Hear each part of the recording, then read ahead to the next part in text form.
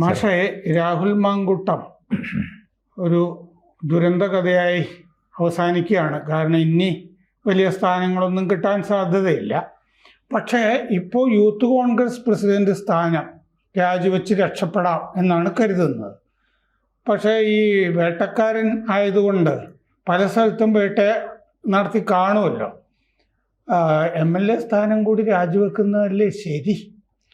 MLA സ്ഥാനം രാജിവെക്കുന്നതാണ് സത്യത്തിൽ പൊതുജനങ്ങളുടെ മുമ്പിൽ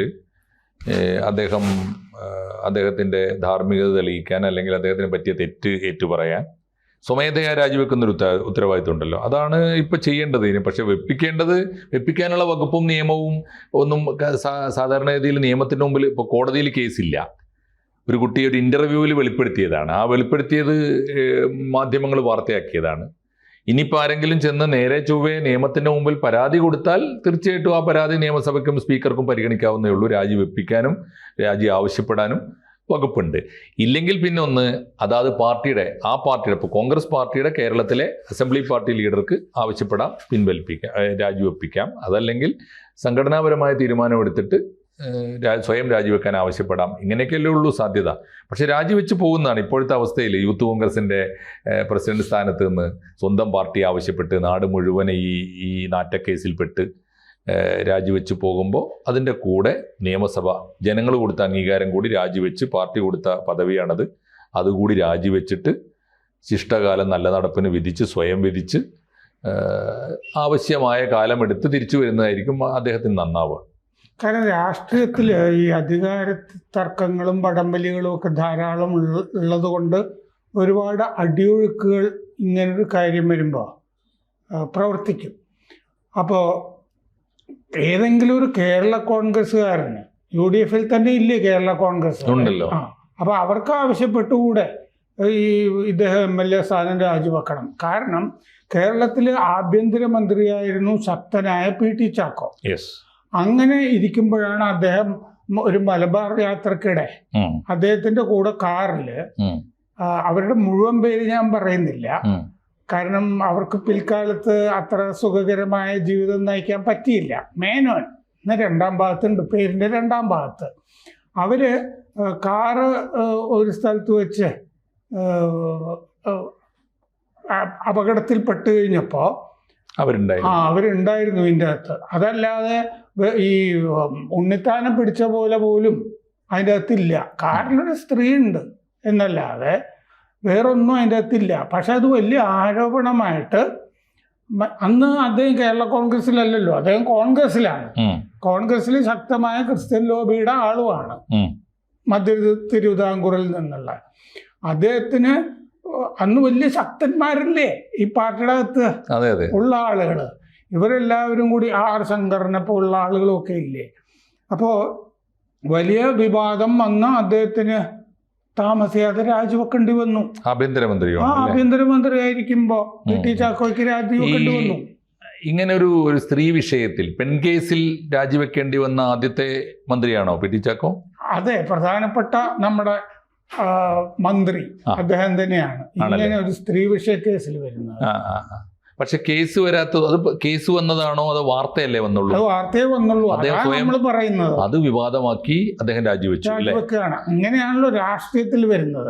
രാഷ്ട്രീയത്തിൽ കേസ് വരണമെന്നില്ലല്ലോ. ഇപ്പോ ബിൽ ക്ലിന്റനെ എടുക്കൂ, മോണിക്ക ലെവിൻസ്കി വിഷയം വന്നു, അയാൾ അതിൻ്റെ അകത്ത് നുണ പറഞ്ഞു. അതാണ് അത് ഭയങ്കര ഒരു രാജ്യത്തിന്റെ വലിയ ധാർമ്മികതയായിട്ട് സാറേ. അത് ഞാൻ പറയുന്നത് പാർലമെന്റ് ഉന്നയിച്ച പ്രശ്നം ഇതാണ്. അമേരിക്കൻ സമൂഹത്തിന് അതൊരു കുറ്റമേ അല്ലല്ലോ, അവരുടെ സദാചാരബോധം വെച്ചിട്ട്. പക്ഷേ അത് നടന്നില്ല, അല്ലെങ്കിൽ അതിനെക്കുറിച്ചുള്ള വസ്തുത പാർലമെന്റിൽ മറച്ചു വെച്ചു. പാർലമെന്റിനോട് കള്ളം പറഞ്ഞു എന്ന് ഗുരുതരമായ കുറ്റമായിട്ട് പാർലമെന്റ് എടുത്തു.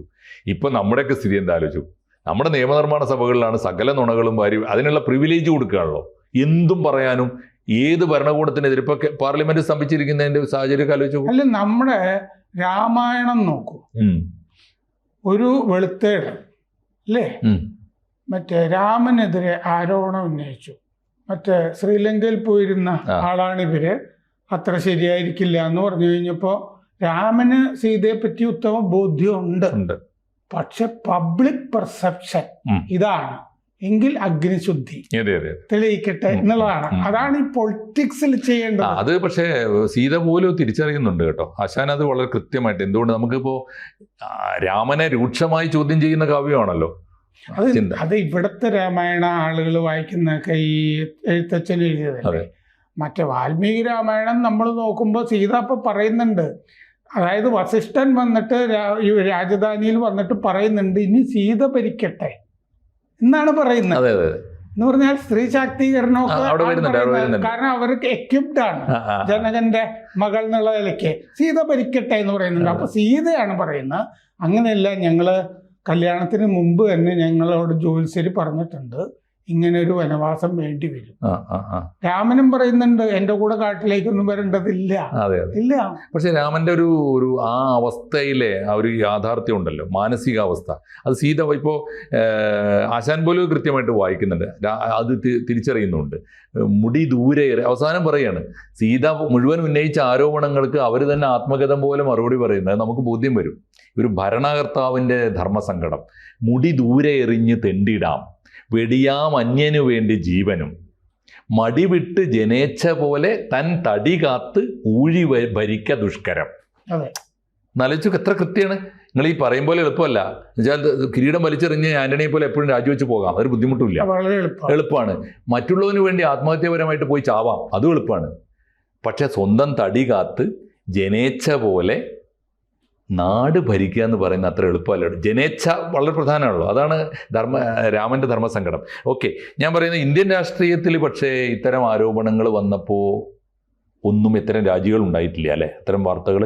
ഇപ്പൊ നെഹ്റുവിനെ കുറിച്ച് ഇന്ദിരാഗാന്ധിയെ കുറിച്ച് വന്നിരുന്നു, ഇന്ദിരാഗാന്ധിയെ കുറിച്ച് ധീരേന്ദ്ര ബ്രഹ്മചാരിയായിട്ട് ബന്ധപ്പെട്ട് വന്നില്ലേ, ധാരാളം വന്നിട്ടുണ്ടല്ലോ. നമ്മളെ എം.ഒ. മത്തായി പോലും അയാളുടെ പുസ്തകത്തിൽ ഷീ എന്ന് പറഞ്ഞ ചാപ്റ്റർ അത് നമ്മൾ തുറന്നു പറയുന്നത് ശരിയല്ല, ഇന്ദിരാഗാന്ധിയായിട്ട് ബന്ധപ്പെട്ടിട്ടാണ് പറയുന്നുണ്ട്. ഓക്കെ, ഈ കേരള രാഷ്ട്രീയത്തിൽ പിന്നെ സാർ ഈ പി.ടി. തോമസ് സാറിന് ഇപ്പോൾ ദീർഘകാലത്തെ പത്രപ്രവർത്തന ചരിത്രമുണ്ടല്ലോ. പി.ടി. തോമസിന് ശേഷം അത്തരം സംഭവങ്ങളിൽ, പി.ടി. ചാക്കോക്ക് ശേഷം അത്തരം സംഭവങ്ങളിൽ പിന്നെ രാജിവെക്കേണ്ടി വന്നത് നമ്മുടെ ജോസ് തെറ്റയിലിന്റെ കേസ് അല്ലെ അടുത്ത കാലത്ത്. അതിന് മുമ്പ് കുഞ്ഞാലിക്കുട്ടിയുടെ കേസ് ഇത് തന്നെ ബാലകൃഷ്ണൻ എന്ന് പറഞ്ഞിട്ട് ഹരിജനക്ഷേമമൊക്കെ കൈകാര്യം ചെയ്ത് മന്ത്രി രാജിവെക്കേണ്ടി വന്നിരുന്നത് ഗവൺമെന്റിന്റെ ഭാര്യയായിട്ട് ബന്ധം വന്നിട്ടാണ്. അങ്ങനെ സംഭവം ഉണ്ടായിട്ടുണ്ട്. അതൊന്നും അധികം പേർക്ക് അറിയില്ല. അതറിയില്ല. ഏത് മണ്ഡലമായിരുന്നു ഇവിടുത്തെ? അത് കോൺഗ്രസിൽ നിന്ന് തന്നെ കരുണാകരൻ ഗ്രൂപ്പ്. അതെ, അത് എന്നിട്ട് കരുണാകരൻ പോകേണ്ടി വരുന്നുണ്ടല്ലോ. ആ സമയത്ത് ഗ്രൂപ്പ് മാറുന്ന ആദ്യത്തെ ആളാണ് P K Velayudhan. P K വേലായുധന്റെ കേസ് ഇങ്ങനെയാണ്. അത് ശരി. പിന്നെ വന്നത് എനിക്ക് തോന്നുന്നു രാജിവെച്ചില്ലെങ്കിൽ, പക്ഷെ കുഞ്ഞാലിക്കുട്ടി തോറ്റുപോവാ ചെയ്തത് അല്ലേ, ഇലക്ഷന് തോൽക്കുക ചെയ്ത്, രാജിവെച്ച. ആദ്യ മന്ത്രിസഭയുടെ കാലത്ത് തന്നെ ഒരാൾക്ക് മൈമൂന എന്ന് പറഞ്ഞിട്ട് 1957 മന്ത്രിസഭയിലെ ഒരാൾക്ക് മൈമൂന എന്ന് പറഞ്ഞ ഒരാളുമായിട്ട് ബന്ധമുണ്ട് എന്ന് പറഞ്ഞിട്ട് ആരോപണങ്ങളൊക്കെ ഉണ്ട് ആ കാലത്ത്. ശരി, ഒരു മന്ത്രിക്കാ. ശരി. അപ്പൊ ആരോപണങ്ങളൊക്കെ തുടക്കം മുതലേ ഉണ്ട്. പിന്നെ ഈ ആർ ശങ്കർ വളരെ സാംസ്കാരികമായ കാര്യങ്ങളൊക്കെ നോക്കുന്ന ആളല്ലേ. ആ ഭാഗത്ത് നിന്നൊരു വലിയ ഗായികയുമായി ബന്ധപ്പെടുത്തി അദ്ദേഹത്തിന്റെ, കാരണം അന്ന് നമ്മൾ ഇതൊന്നും എഴുതുന്നില്ലല്ലോ.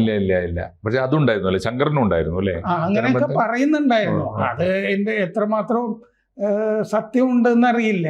കാരണം അധികാരത്തിൽ ഇങ്ങനെ ഒരുപാട് ആളുകൾ കൂടെ വന്ന് ചേരുമല്ലോ. ഈ തെറ്റയിൽ പക്ഷെ അങ്ങനെ രാജിവെക്കേണ്ടി വന്നു. ശശീന്ദ്രൻ രാജിവെച്ചില്ല.